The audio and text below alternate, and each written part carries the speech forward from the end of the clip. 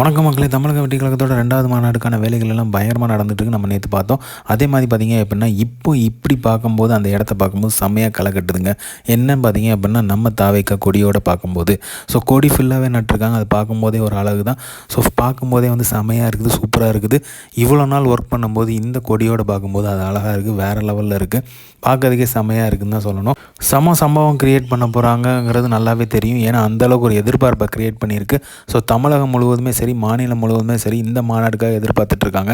அந்தளவுக்கு ஒரு எக்ஸ்பெக்டேஷன் இருக்குது. தளபதி என்ன பேச போகிறாருங்கிற எதிர்பார்ப்பும் இருக்குது.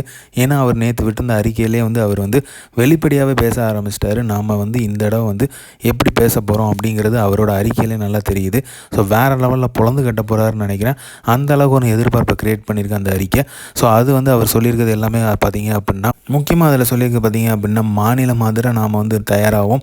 அதே மாதிரி பார்த்தீங்க அப்படின்னா நாம் தான் வந்து மாற்று சக்தியும் முதன்மை சக்தியும் நாம தான் அப்படிங்கிறதையும் அதில் வந்து வெளிப்படையாக சொல்லியிருந்தார்.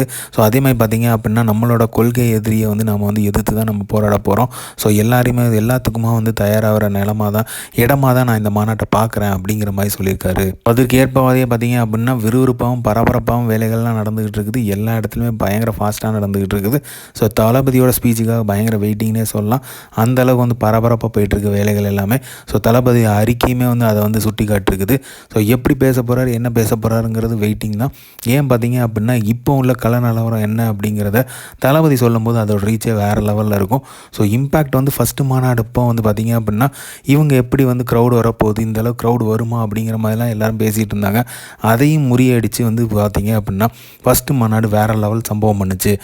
இப்போ பார்த்தீங்க அப்படின்னா எல்லாருமே எக்ஸ்பெக்ட் பண்ணிகிட்டு இருக்க அளவுக்கு தரமான ஒரு சம்பவத்தை செய்ய போது டிவிகே மாநாடு அப்படிங்கிறதுல எந்த ஒரு சந்தேகமே கிடையாது. இந்த மாதிரி தளபதி அப்டேட் தெரிஞ்சதுக்கு லைக் பண்ணுங்கள், ஷேர் பண்ணுங்கள், ஃபிலிமா சேனலை சப்ஸ்கிரைப் பண்ணுங்கள். தேங்க்யூ.